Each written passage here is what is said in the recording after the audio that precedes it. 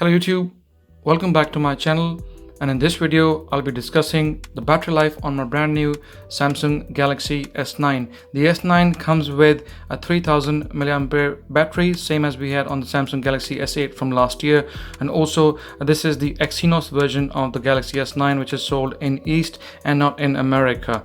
Okay, so let's have a quick look and see what version of Android we are running before we look at the battery stats.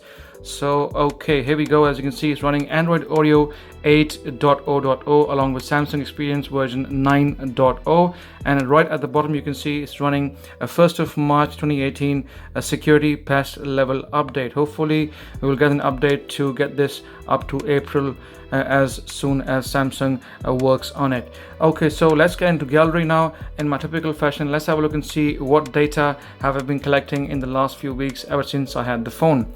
Okay, so the very first reading here, guys, it's a long screenshot, so I'll zoom it in. I'll bring it close to camera so you guys can see it. As you can see, the battery was down to 1% here, and I was using Wi-Fi, and as the graph shows, the battery went down in 22 hours and 37 minutes, and I achieved a total of 5 hours and 26 minutes of screen on time. That also included over an hour of WhatsApp usage. Also camera for 14 minutes, nearly an hour and a half of YouTubing. As you guys know, I'm a YouTuber, so I do use my phone a lot. Around 3/4 of an hour of Instagram and everything else. And like I said, I was able to achieve 5 hours and 26 minutes of screen on time with Wi-Fi. By the way, the brightness was kept around 70%. That's normally where I tend to keep my brightness, because the phone screen is a Quad HD screen and it's a very powerful screen. It gets really bright. The colors are punchy, at times too over punchy, and they can hurt your eyes. That's why I normally leave it around 70%.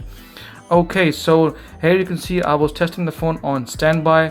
The battery was down to 32% at 2:15 in the morning on 13th of March on Tuesday, and when I checked the phone again in the morning at around 1:11, you can see the battery was down to 27%. So from 32 to 27%, it lost about 5% overnight. I wouldn't say it's outstanding. I would say it's about just above, a little bit above average, because I've seen phones with better standby times, phones from OnePlus, phones from HTC and Sony. They have a far better standby time.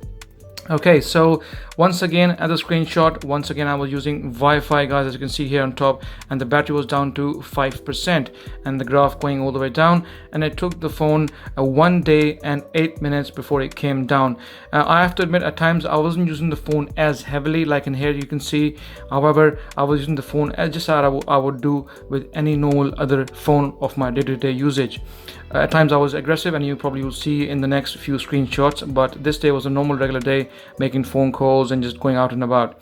Okay, so 1 day and 8 minutes, and you can see a total of 4 hours and 29 minutes of screen on time.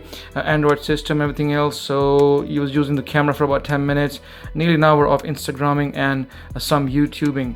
And like I said, I was able to achieve a total of 4 hours and 29 minutes of screen on time on the Samsung Galaxy S9. Okay, then as usual, as you guys know, most of those who own Samsung, and you've been following me for a while, Samsung are very good when it comes to local maintenance updates. They will, as soon as they release the phone, they will keep sending these local maintenance updates throughout especially the first year of the phone. They will send you a lot of maintenance updates, which is quite good, because that keeps the phone in a good, healthy state. Lots of bugs get cleared up, like lag and things like that, which I will speak about later in the video. So here you can see 242 meg of update, and it was there for face unlock stability and also the camera's stability as well. Okay, so here once again another screenshot, battery down to 5% using on Wi-Fi after 13 hours and 25 minutes, a total of 5.5 hours of screen on time with lots of Instagramming, YouTubing of nearly 2 hours. So here the phone's screen on time was far better as opposed to what I had before. Okay, like I said, 5 hours and 33 minutes of screen on time. Okay, so then that first update that got did, I installed it immediately soon after, and then I started using the phone once more. So all these readings that you see now will be after the first OTA update. Okay, once again here I was checking the standby times on the phone. The battery was down to 37% and just past 11 o'clock at night on 19th of March, Monday. And as you can see here, the battery went down to 33% at around 10:15 in the morning. So you can see 37% and it went down to 33%. Once again, I would say, like I said to you earlier, standby time is pretty much average on this phone for some reason. I don't know why. And at times the battery is being playing up as well, guys, which, like I said, I will speak to you later in the video. But this phone is a little bit unpredictable when it comes to battery life, standby times as well. It's very unlike a typical Samsung Galaxy phone where the battery life would be one of the strongest traits. On the S9, unfortunately, I think the battery is not the strongest points of this phone, unlike we had on the S8 and the S7 when they were launched new. Okay. Alright, so once again another screenshot here. Wi-Fi, once again the graph going down all the way, and after 1 day and 23 minutes of total usage, I was able to achieve 4 hours and 4 minutes of screen on time. Now this one is slightly a bit, in fact a lot less than what we had before, because I was using a Google Duo for video conferencing. I was talking to my mom, and if that was for nearly an hour, so that did drain the battery a lot quicker than I would using for day-to-day stuff. Okay, so Showbox, Instagram and all that kind of stuff, and eventually, like I said, I was able to achieve a total of 4 hours and 4 minutes of screen on time. So once again here, battery was down to 5%. You can probably see this gap, guys. I had my phone rebooted once because there was a bit of lag, so even after the first OTA update the lag did not disappear, and that's why I had to reboot my phone, and that's why I can see this gap on the graph where it is probably gone off. But the good thing with Samsung phones is even if you reboot them, they will still start from the same screen on time where you left before the reboot. So I got a total of 3 hours and 53 minutes of screen on time with camera, Instagram, everything else. So not looking too bad, not looking too good, just about average. A flagship phone of this quality, of this price tag, with a nice Quad HD screen, Samsung level of optimizations, and decent enough size battery. This is not something which you want to see at 3 hours and 53 minutes after paying so heavily for a smartphone. But like I said, this is very unlike a Samsung Galaxy phone. As you can see from the reading, sometimes it's 4.5, sometimes it's 3.5, sometimes it's around 3-4. So it's a bit unpredictable, the battery life on this phone, and this, like I said, is very rare for a Samsung flagship Galaxy phone. That's why most of the people out there ended up buying the S9 Plus, so they could have more battery life as opposed to the S9. Okay, once again, battery was down to 100%. I was checking the standby time just past midnight, 12 past midnight on 22nd of March, Thursday, and you can see the battery went down to 97% around 10:15 in the morning. Once again, I would say just about average, a little bit above average, but I've seen better standby times on other devices. Okay, here I took a screenshot on 4G. I have to admit 4G was pretty slow at times. I don't know what's going on with 3 UK these days, but the signal is a bit weak, and it wasn't just the case of Samsung Galaxy S9 giving me and showing me 1 bar, as you can see here in the screenshot. Quite a few of my other phones which I've been testing along, like Elephone U Pro, Redmi 5 Note, they've also been giving me the same kind of reading on 3 UK. So I think 3 are in the middle of trying to maybe upgrade their network. Anyways, I was able to achieve here 4 hours and 22 minutes of screen on time, and like I said, because 4G was slow, that's why at times I was using Wi-Fi as well, and that's why a collective figure of around 4.5 hours of screen on time that was achieved. But if I had only 4G, it probably would have ended up around maybe 3 hours and 45 minutes if my guess is correct. Okay, so once again, like I said, 4 hours and 22 minutes on this mixed Wi-Fi and 4G usage. Now you must be really surprised to look at this graph, guys. There was an app called Monitor from the Play Store. This monitors the temperature of the phone. On this day, I can't remember what day it was, but the phone got really hot. Now this is also very unlike an Exynos version of a Galaxy phone. Normally Exynos chips are very cool. And in my experience the last couple of years with the S7 and the S8, I never had any heating issues, but for the first time there was a bit of heating issue with the phone, and it happened on multiple occasions. So on one occasion I was able to download the app and I wanted to see what the problem was with the phone, but if the phone was showing around 42 and at times it went all the way up to 45 degrees Celsius as well. I couldn't figure it out what it was. There was no app running at the back end, there was nothing else, but for some reason the phone went very hot and the battery was depleting very quick during that time as well. It was very unusual, like I said. I haven't seen that before in the last couple of years on a Galaxy flagship phone, but on the S9 it did happen.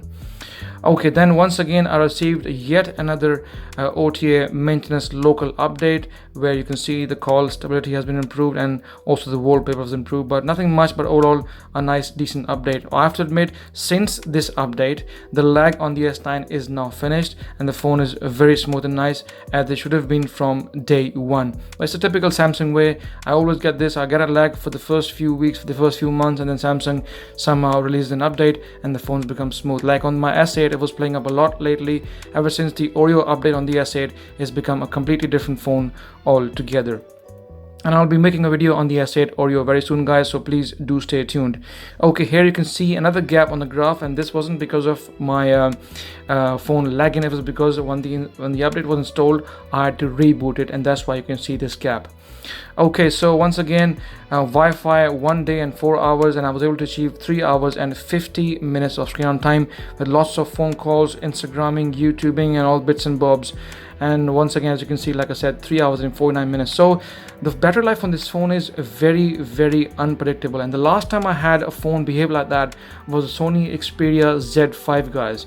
I don't know if you remember, especially those who follow me for a long time, the Sony Xperia Z5 had a Snapdragon 810, and that was the last phone I reviewed on battery life when it was behaving very abruptly. It was very unpredictable, and we couldn't figure out what was the actual screen on time on the phone. Sometimes it was more, sometimes it was less. I would say the S9 is not as bad, but it's pretty much on the same lines as on the Sony Xperia Z5 from a couple of years ago. Okay, here I was testing the fast charging on the phone. So it takes, if the battery is down to, guys, 3%, it will take you 1 hour and 37 minutes on the normal standard box charger that comes on the Samsung Galaxy S9. Once again, not the fastest. The dash charging on the OnePlus and Qualcomm 3.0 and 4.0 will probably beat this very easily, and probably Samsung are a bit more careful since what happened to the Samsung Galaxy Note 7, and they've been very careful with charging speeds and battery life as well in general. Okay, once again another screenshot here, guys. Wi-Fi most of the times, and I was able to achieve 3 hours and 45 minutes of screen on time. I remember there was a bit of 4G used here as well, so as a result it was slightly less. But once again, like I said, I was unable to make my mind up, guys. That's why I took so long to test the battery on the S9. But like I said, I'm unable to come to terms of what to expect from the phone and what are we going to achieve on Wi-Fi or 4G, as the phone is very unpredictable, at the same time at times heating up a bit as well. Okay, so once again another reading here, 5% Wi-Fi, 1 day and 16 minutes, and a total of 3 hours and 30 minutes of screen on time. Now, because of the heating issue, not an issue that I would say, an occasional issue rather instead, I also wanted to test and see how quickly the phone would deplete if I was to game on the phone. So I was gaming, I was playing Tekken. I took a screenshot here, guys, you can see, and the battery was down to 57%, as you can see. Sorry about the white background, because that's what the game's like, but you can see here clearly is down to 57%, and I started playing at 13:21. In fact, it was just today. And when I ended up gaming, I was playing this tennis game from Play Store, Australian Open Tennis. It's a new game. So at 14:14, and the battery went down to 42%. So you can give you an idea though, from 13:21 to 14:14, the battery went down from 57% to 42%. So that will give you an idea of how fast the battery would deplete on the Samsung Galaxy S9 if you were to game. I have to admit, when I was playing Tekken, it was a bit more intense and the phone was heating up a bit more, but when I was playing tennis, the phone wasn't as hot. I've got some doubts about the heating on the phone, so I'll be probably talking about this in the next few weeks and months to come. Please do stay tuned to my social media. All the links are down below. I do speak my mind a lot on Twitter and Facebook, and also at the same time on Google Plus and Instagram. So please do stay tuned. I'll be talking to you guys and sharing you my thoughts of the Samsung Galaxy S9's next few weeks and months to come. So guys, if you like my video, please give me a thumbs up. Any questions, please feel free to ask me in the comment section. And like always, please subscribe as it helps. And I shall see you in the next video.